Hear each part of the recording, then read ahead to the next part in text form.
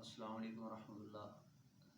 آپ دیکھ رہے ہیں میرا یوٹیوب چینل آکاش جنید۔ آج ایک ہم بڑے اہم ٹاپک پر بات کرنے جا رہے ہیں، وہ یہ کہ جو مساجد ہیں ان کے اوپر جو آئے دن آئے روز مختلف واقعات رونما ہو رہے ہیں، مثلاً کہ اس پہ گانے شوٹ کرنا یا فوٹو سیشن ہوتے ہیں، تو ہم لوگ ایز اے مسلمان یہ چیز دیکھیں کہ یہ کس حد تک ہمارے لیے جو ہے نقصان دہ ثابت ہو سکتی ہے۔ سب سے پہلے تو ہم پنجاب کی ایک مسجد وزیر خان کو لے لیتے ہیں کہ وزیر خان مسجد میں پہلے بھی اس کی بے حرمتی کی گئی کہ اس کے اندر ایک ڈرامہ کے کچھ سین وغیرہ شوٹ کیے گئے، اور اب پچھلے دنوں بھی اسی طرح کا ایک واقعہ پیش آیا کہ وزیر خان مسجد کے سین میں جو ہے رقص کیا گیا، اور مختلف واقعات ہوتے رہے اسی طرح۔ تو ہم یہ دیکھیں کہ یہ کس حد تک ہمارے لیے باعث شرم ہے بحیثیت مسلمان، کہ اس کا شرعی حکم کیا ہے۔ ہم اس کی ایک سمت دیکھتے ہیں کہ اگر ہم دیکھیں کہ جو شریعت میں جو بیان کیا گیا ہے کہ وہ یہ کہ جب مسجد کے اندر ایک تنکا پھینکا جائے یا اس کے اندر چھینکا جائے،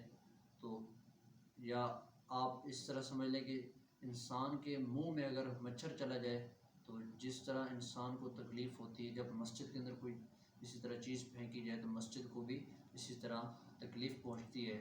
اور اس کے علاوہ اور بھی مختلف علماء کرام یہ بیان فرماتے ہیں کہ مسجد کے اندر جو ہے وہ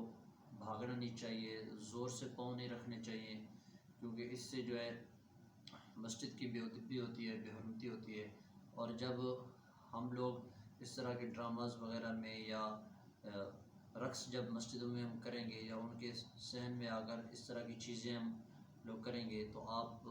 دیکھیں کہ بحیثیت مسلمان یہ ہمیں کس حد تک لے کر جا سکتی ہے چیز، اور یہ ہمارے لیے دنیا میں تو ہم فیمس ہو سکتے ہیں اس کے ساتھ، اور ہم مطلب کہ مختلف فائدے دنیا کے اندر اٹھا سکتے ہیں، لیکن ہم یہ دیکھیں کہ ہم ایک مسلمان ہیں اور ہم ایک نبی کے امتی ہیں، اور ہم یہ دعویٰ کرتے ہیں کہ ہم نبی علیہ السلام کے غلام ہیں، اور پھر ہم اپنے عادات اور اپنی یہ حرکتیں دیکھیں کہ یہ ہمیں کس طرح کی حرکتیں کر رہے ہیں، اور وہ بھی اللہ تعالیٰ کے گھر میں، کہ وہاں پر جا کے فوٹو بنانا اور ڈراموں کے سین بنانا، اور پھر اس کے بعد مختلف لوگوں کے ساتھ مل کر مسجد کے صحن میں رقص کرنا۔ تو یہ جو ہے ہمارے لیے ایک مسلمان ہونے کے ناطے بڑی شرم کی بات ہے کہ ہم سب کچھ بھول گئے، کہ ہم قرآن کو بھول گئے، اپنے نبی علیہ السلام کے فرمان کو بھول گئے، اور سب سے بڑا یہ کہ ہم خود خدا کو بھول بیٹھے کہ ہم یہاں پر یہ اتنا سب کچھ کر رہے ہیں، اور ہم نے یہ نہیں دیکھا کہ یہ جگہ کون سی ہے، یہ مقام کون سا ہے۔ تو اللہ تبارک و تعالیٰ کے گھر کی بھی ہم اس حد تک بے حرمتی کر بیٹھے۔ تو اسی طرح ایک بندے کے بارے میں آتا ہے کہ اس نے یہ کیا کہ ایک بار بغیر وضو کے نماز پڑھا دی، تو اسی طرح وہ جو ہے مصلی رسول کی اور اللہ کے گھر کی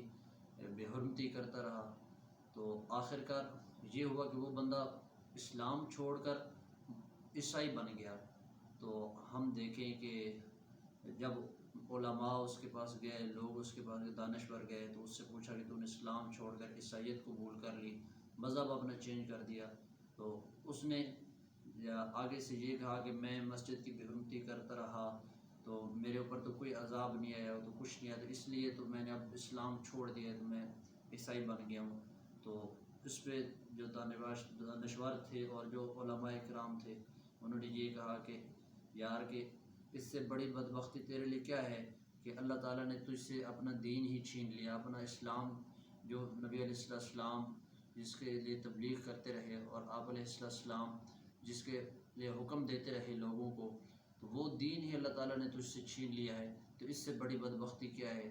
تو ہمارے لیے مسلمان ہونے کے ناطے یہ بڑی شرم کی بات ہے کہ ہم اس طرح مسجدوں میں جا کر رقص کریں اور مسجدوں کی بے حرمتی کریں۔ تو ان چیزوں کو ہمیں ملحوظ خاطر رکھنا چاہیے، اور ان تمام چیزوں سے ہم تمام کو بچنا چاہیے۔